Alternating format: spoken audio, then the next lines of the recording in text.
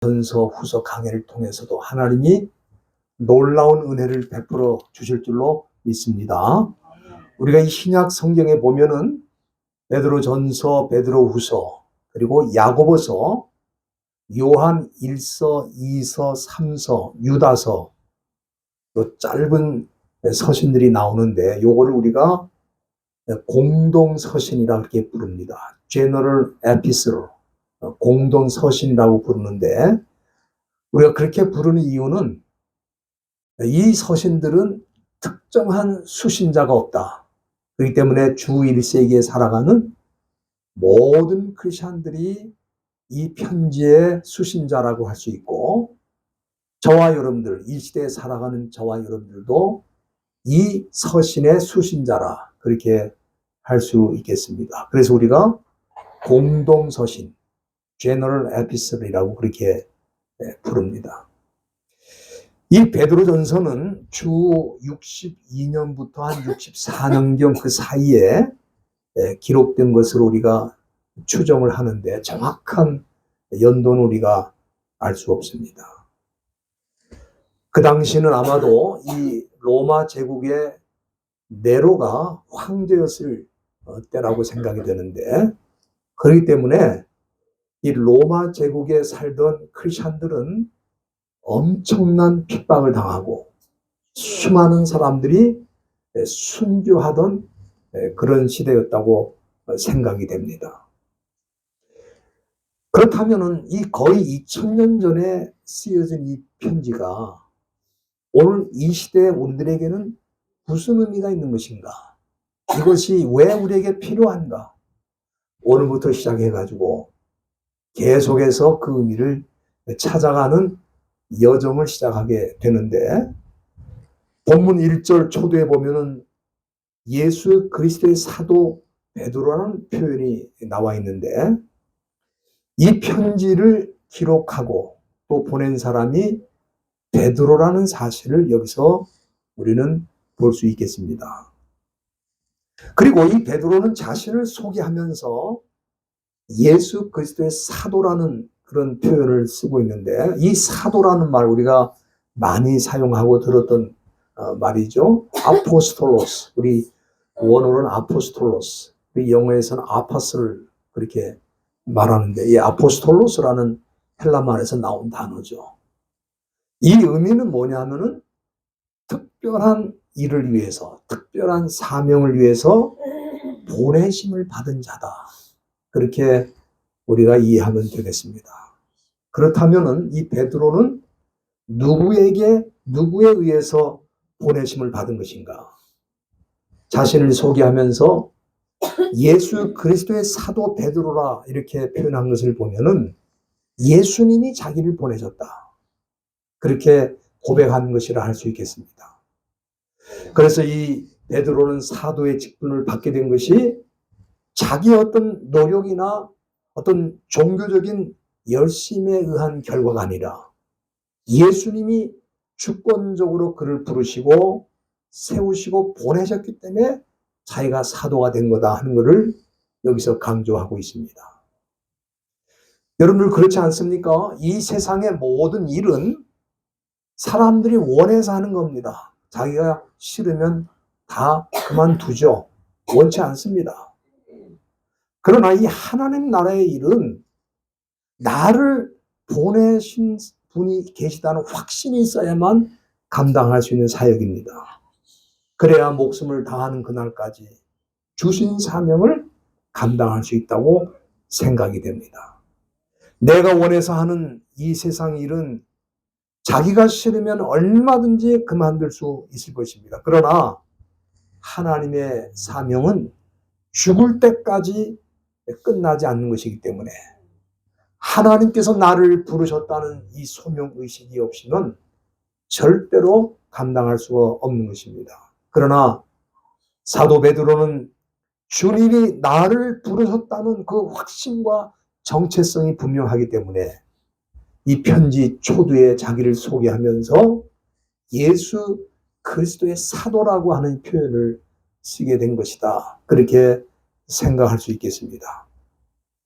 오늘 본문에는 이러한 베드로가 당시 이 편지를 받았던 주 1세기 크리스천들에게 그들이 어떤 존재인지를 보여주기 위해서 이 서신을 기록했다고 보는데, 그러면은 사도 베드로가 이 서신의 초두에서 기독교인의 정체성에 대한 사실을 언급하고 있는 이유는 뭔가?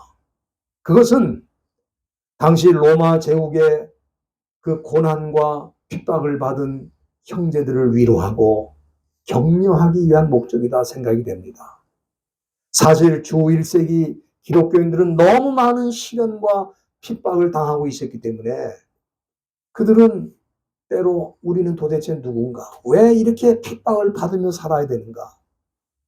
우리가 이 핍박을 받으면서 끝까지 이 길을 가야 되는가? 이렇게 질문하면서 때로는 배교하는 유혹을 받기도 하고 좌절하기도 하고 낙심하기도 하고 절망하는 순간도 있었을 것입니다. 그렇기 때문에 사도 베드로는 이처럼 어려운 상황에서 기독교인으로 살아가는 형제 자매들에게 우리가 누구인지 그 정체성을 분명하게 깨우치게 함으로써 그들에게 용기를 주고 그들을 격려하고 힘차게 일어나 전진할 수 있도록 격려하기 위해서 이 편지를 기록했다. 저는 그렇게 봅니다. 그럼 오늘 이 본문에 보면은 기독교인은 어떤 사람으로 나타나 있는가? 제가 세 가지를 말씀드리려고 합니다. 첫째는 본문 2절 초두에 보면은 하나님 아버지의 아심을 따라라는 이 표현이 나오는데 사실은 헬라 말로는 딱 한 단어입니다. 그게 뭐냐면 프로그노시스.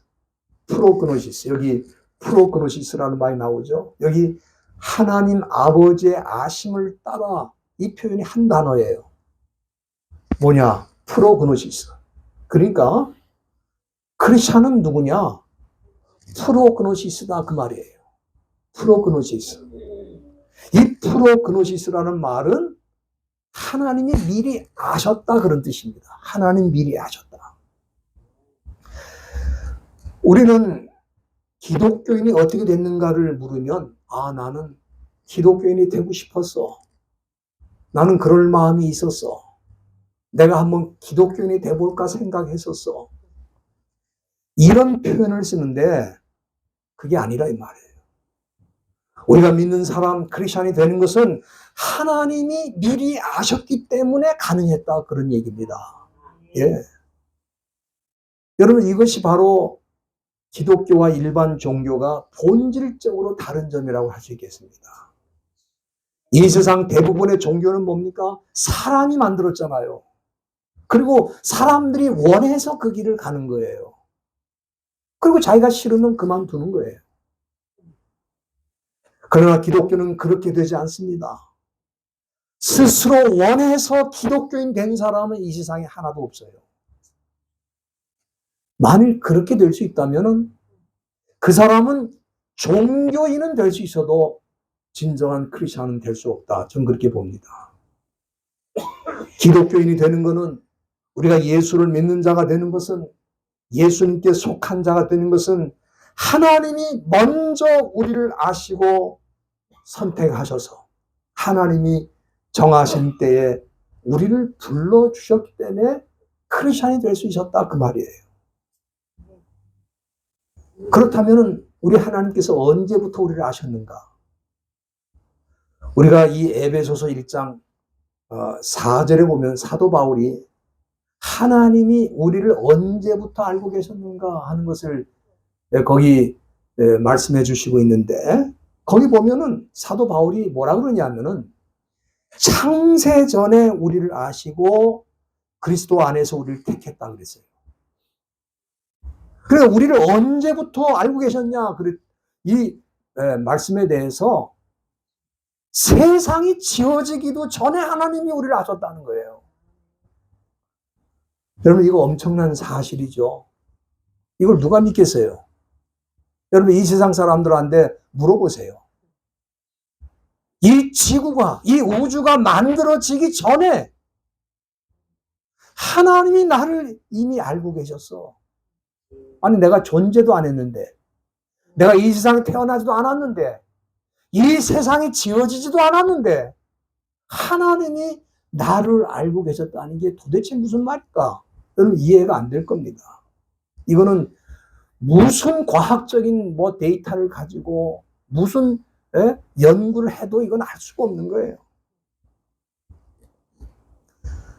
우리가 예수님을 믿고 하나님의 자녀가 된 것은 우리의 선택이나 우리의 노력의 결과가 아니라 하나님이 창세전부터 우리를 아셨기 때문에 그렇게 됐다고 하는 거가 믿어지면 크리스찬이고, 그게 도대체 믿어지지가 않는다. 그게 그런 것이 어떻게 가능한가? 이론적으로 설명도 안 되고 상상할 수도 없는 일인데, 그런 일이 있을 수 없다. 그거는 종교인이다 이 말이에요. 종교인. 진정한 크리스천은 창세 전에 우리를 택했다고 하는 사도 바울의 고백이 우리의 고백이 된다 이 말이에요. 이게 안 믿어지면 그냥 기독교라는 종교를 가지고 있는 사람이지 진정한 기독교인은 아니다. 저는 그렇게 봅니다. 우리가 디모데후서 1장 9절에도 보면 사도 바울이 이렇게 표현합니다. 하나님이 우리를 구원하사 거룩한 부르심은 우리의 행위대로 하신 것이 아니고 오직 자기의 뜻과 영원 전부터 그리스도 예수 안에서 우리에게 주신 은혜대로 하심이라. 이게 안 믿어지면 그건 가짜 기독교이라 이 말이에요. 이게 믿어져야 크리스천이 되는 거예요. 그렇다면 사도 베드로가 로마 제국 여러 지역에 흩어져 살고 핍박을 당하면서 하루하루 고난과 역경 속에 살고 있는 이 성도들에게 하나님이 미리 아시는 자라고 하는 표현을 쓴 이유가 뭐냐? 그것은 그들의 결정과 그들의 선택으로 믿는 게 아니라 하나님이 너희를 부르셔서 너희를 하나님의 자녀가 되게 한 거야. 네?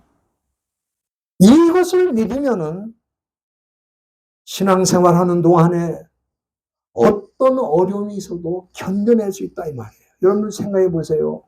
나의 선택으로 내가 원해서 크리스찬이 된 사람은 사탄이 엄청난 핍박과 고난을 가져올 때 견뎌낼 수 있냐 이 말이에요.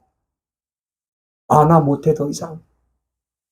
나는 더 이상 기독교인으로 살고 싶지가 않아. 왜? 내가 이 로마 제국에서 왜 이렇게 비참하게 핍박을 받으면서 살아야 되는 거야? 난 그거 하기 싫어. 나도 저 사람들처럼 나 핍박을 받고 살고 싶지가 않아. 자기 선택으로 기독교인 된 사람은 그 핍박과 환난을 감당해낼 수가 없는 거예요. 그런데 우리가 초대교회 역사를 보면은 로마 제국이 크리스천들을 그렇게 핍박할 때 아니 저 사람들은 어떻게 저렇게 신앙을 끝까지 붙잡고 나갈까? 저렇게 핍박을 당하면서 죽임을 당하면서도 어떻게 끝까지 견뎌낼까? 다른 거 아닙니다. 내가 원해서 크리스천이 된 게 아니라 하나님이 창세전부터 나를 아시고 택하셔서 나를 부르시고 나를 이 시대의 크리스천이 되게 하셨기 때문에 그 사실을 붙들고 그 험한 세월을 보낼 수 있었다 이 말이에요. 그랬기 때문에 사도 베드로가 이 얘기를 처음으로 기독교인들에게 말씀하고 있는 이유가 뭐냐면은 그러니까 흔들리지 말아라 이거예요. 하나님이 너희를 창세전부터 하셨다는 건 지금 너희들이 당하는 모든 상황도 다 알고 계신 거야. 너희들이 지금 고통받는 거 다 알고 계신 거야. 너희들의 삶 전체를 하나님이 알고 계신 거야.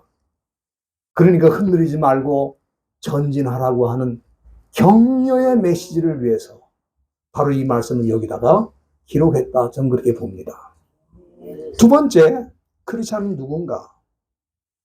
여기 2절 중간에 보면 사도 베드로는 성령의 거룩하게 하심으로, 이게 뭐냐면 우리 헬라말로 하기아스모스. 여기 성령의 거룩하게 하심으로 여러 단어처럼 보이는데 한 단어예요. 헬라말로는 뭐냐? 하기아스모스. 처음에는 프라그나시스, 하나님이 미리 하셨다. 두 번째, 하기아스모스, 크리스천들은 누구냐? 성령께서 매일매일 거룩하게 하시는 존재다. 그런 얘기입니다. 우리가 하나님의 자녀가 되고 구원을 받았고 교회를 나오는 것으로 끝나는 게 아니에요. 우리가 하나님의 자녀가 되고 구원을 받은 다음에는 계속해서 하나님 나라에 가는 그날까지 영적으로 성장해 가야 되고 성숙해 가야 되는 거예요. 우리가 아기가 태어났는데 아기가 태어나면 끝입니까? 아기가 태어나는 순간은 잠깐이지만 그 다음에 이 아기가 일생 동안 이 세상에서 자라면서 성장하면서 이렇게 커가는 거예요. 부모의 일이 점점 더 많아지는 거야. 그러니까 그 책임을 감당 안 하려고 아기를 낳아가지고 딴 데 갖다 버리고 포기하는 거야. 왜? 그때부터 책임이 얼마나 커지는지 몰라. 행동도 자유로울 수가 없고 그 아기 때문에 라이프 스타일이 체인지 바뀌기도 하고 이런저런 상황에 연결되면서 이 아이를 키워내야 되는데 뭐 밥만 잘 줘갖고는 안 되지 않습니까? 정말 이 사회와 하나님의 나라가 필요한 일꾼으로 키워내려면 얼마나 부모가 기도하고 애들을 교육시키고 훈련하고 할 일이 더 많은 거예요. 왜? 키워내야 되니까. 마찬가지로 우리 하나님께서 우리를 선택하시고 예수를 믿게 하시고 구원받게 한 다음에 그거로 끝난 게 아니라 이 말이에요. 그 다음에는 어떻게 합니까? 성령을 보내셔가지고 우리를 매일매일 인도하시고 거룩한 사람으로 만들어가는 과정으로 우리를 양육하고 이끌어 가신다 이 말이에요. 그래서 로마서 8장 14절에 보면 사도 바울이 그런 표현을 씁니다. 크리스천은 누구냐? 하나님의 영으로 인도함을 받는 사람들이다. 그래서 하나님의 영으로 인도함을 받는 그들이 하나님의 자녀라, 하나님의 아들이라 그랬어요. 그렇다면 성령께서 우리에게 오셔서 거룩하게 하시는 자라, 이 말씀을 하셨는데 하기아스모스. 그러면 어떻게 거룩하게 하시는가? 우리가 이 거룩하게 하다 또는 거룩하다, 이거는 뭐 거룩한 옷을 입고 거룩한 목소리를 내고 거룩하게 보이는 행동을 하고 이런 걸 뜻하는 게 아닙니다. 오늘 본문에 보면 사도 베드로가 이 거룩하게 된다는 게 뭔지를 여기 보여주고 있어요. 그게 뭐냐 하면은 2절 중간에 보면 순종이라는 표현이 나옵니다. 순종. 그러니까 거룩하게 된다는 것은 하나님의 말씀대로 순종하며 그리스도가 우리에게 가르쳐 주신 교훈을 따라 살며 그 말씀대로 하루하루 살아가는 게 거룩이라 이 말이에요. 거룩이라는 것은 거룩한 목소리, 거룩한 복장 그런 게 아닙니다. 거룩은 순종이에요. 순종. 그리스도의 말씀, 하나님의 말씀대로 순종하는 게 거룩이다 이 말이에요. 우리가 이 순종이라는 말은 후파코에라고 그러는데 이 후파코에라는 거는 두 단어예요. 후파라는 거는 뭐냐면 under, 어디 아래라는 뜻의 전치사입니다.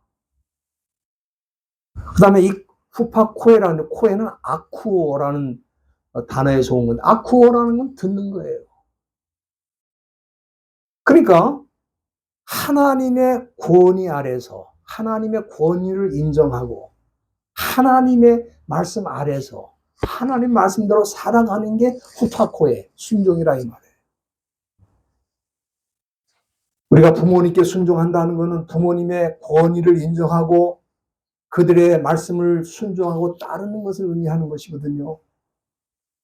성령께서는 우리가 영적으로 성장할 수 있도록 하나님의 말씀을 듣게 하시고 순종할 수 있도록 매 순간 우리를 인도하시는데 그런 사람이 크리스찬이라 이 말이에요. 교회 나가는 사람이 크리스찬이 아닙니다.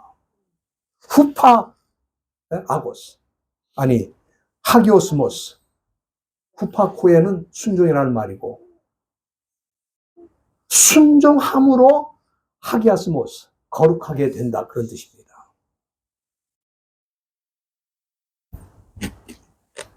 많은 사람들이 그런 생각을 해요. 내가 부모님의 말씀 물론 좋은 말씀인데 이 일은 내가 전문가고 내가 더 잘 알고 내 능력으로 얼마든지 할 수 있는데 뭐 부모님 말씀 뭐 필요하지 않아. 난 내 뜻으로 내 생각대로 할 거야. 그거 뭡니까? 부모의 권위를 인정 안 하는 거예요. 나는 나기 때문에 부모의 권위가 필요 없다는 거야. 우리가 이 하나님과의 관계도 마찬가지예요. 왜 사도 베드로가 우리를 하기아스모스라고 했냐면은 이 거룩함이라는 것은 순종하는 거라는 거예요. 하나님의 권위를 인정하고 하나님의 말씀대로 순종하면서 살아가는 자가 크리스찬인 것을 보여주기 위해서 이 말씀을 하시는 거예요. 그러니까 하기아스모스가 되려면은 다시 말하면 성령의 거룩하게 하는 그 과정에 들어가는 사람이 되려면 순종하는 길이 가장 좋은 길이다. 그 말씀을 여기 하고 있는 것입니다. 그래야 우리가 영적으로 성장하는 거예요.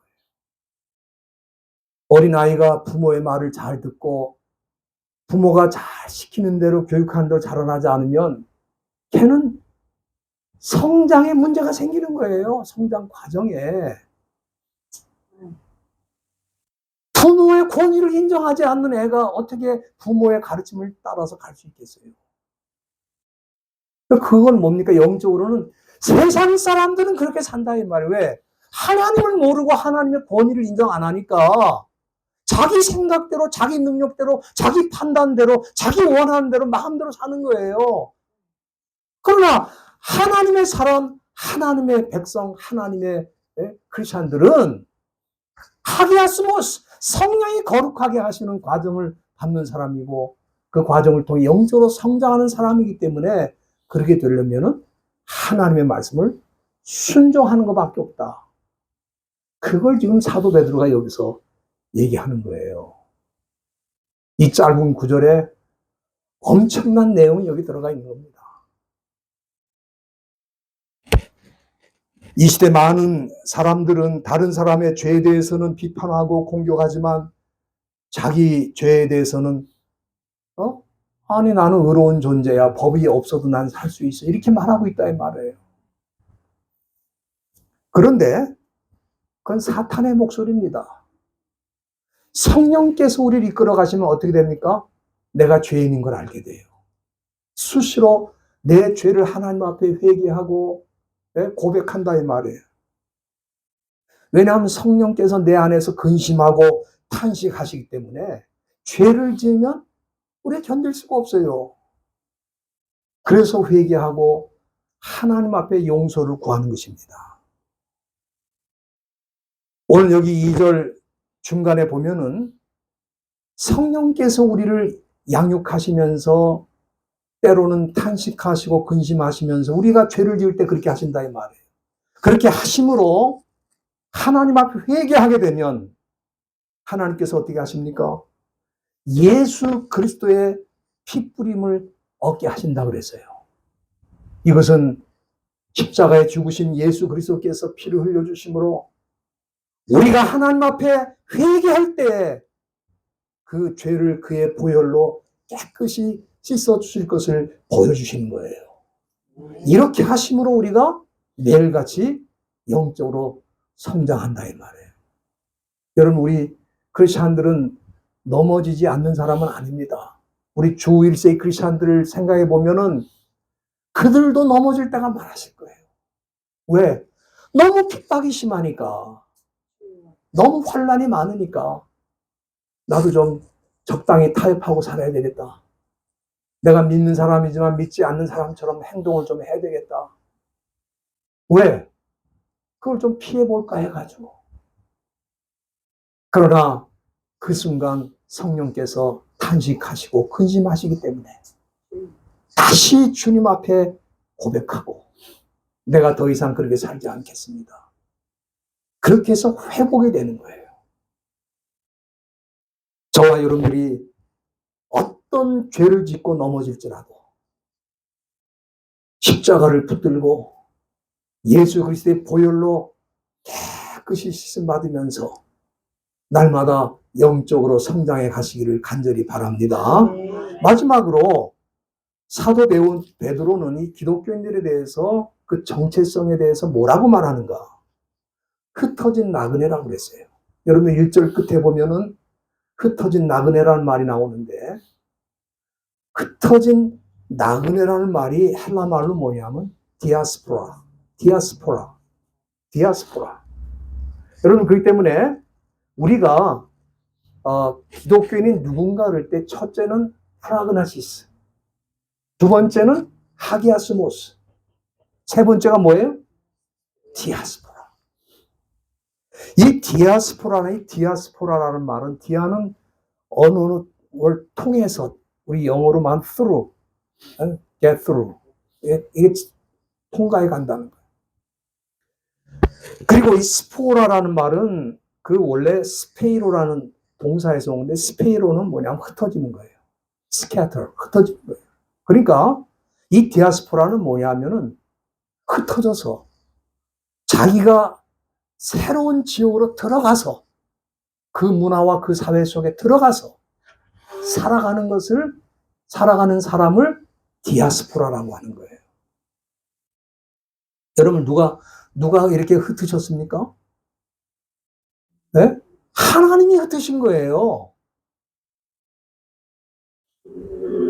저와 여러분들이 지금 미국에 와서 사는데 누가 보낸 거예요? 생각해 보니까 내가 자녀 교육도 시켜야 되겠고 경제적으로 좀 더 나은 삶을 살아야 되겠고 생각해 보니까 미국이 그게 아니라요. 그건 세상 사람들이 결정하는 방식이야. 저와 여러분들은 하나님이 보내셔서 하나님이 우리를 디아스포라로 이곳에 오게 한 거예요. 여러분들 여기 1절에 보면은 그 당시 기독교인들이 어디로 흩어졌냐 하면은 여러 지역이 나와 있습니다. 네? 본도. 이 본도는 소아시아 흑해 연안을 말합니다. 그 사도 바울의 동역자였던 아굴라가 여기 출신이에요. 본도 출신이야, 본도. 그리고 갈라디아, 갑바도기아, 이거는 지금의 터키의 내륙, 인랜드 오브 터키, 네? 인랜드 지역입니다. 그 다음에 또 어느 지역이 나와요? 네? 아시아 나오죠, 아시아. 여기 아시아는 지금의 그 아시아를 말하는 게 아니고 그 당시 아시아라고 하는 거는 뭐냐면 이란, 이라크, 인도 지역을 말하는 거예요. 그리고 비두니아는 당시 소아시아의 북부 지역입니다. 그러니까 예루살렘에서 120명으로 시작된 이 교회가 점점 퍼져가지고 인도까지 들어온 거예요. 30년 만에. 그 30년 만에 기독교가 인도에까지 도달하게 된 이유가 뭐냐? 디아스포라 때문에 그렇게 된 거예요. 하나님이 믿는 자들 한 곳에 그냥 모여가지고 너희들은 여기서만 신앙생활해라. 너희들은 예루살렘에만 있어서 여기 머물러가지고 여기서 신앙생활해라. 그게 아닙니다. 다 흩으셨어요. 그렇기 때문에 이 디아스포라는 누구냐면은 하나님이 흩으셔서 선교하는 백성으로 세우신 무리다 이 말이에요. 네? 그러니까 지금 이 사도 베드로가 너희들은 누구냐? 너희들은 어디 핍박을 피해갖고 몰래 도망오기 위해서 여기 온 게 아니다. 너희들이 무슨 경제적인 목적으로 더 잘 살려고 여기 온 게 아니다. 너희들이 흩어진 건 뭐냐? 하나님의 복음이 더 넓은 지역까지 퍼질 수 있도록 하나님께서 너희들을 세우신 거야. 너희들을 보내신 거야. 그래서 너희가 디아스포라야, 디아스포라. 여러분, 우리가 다니엘서 강해를 끝내지 않았습니까?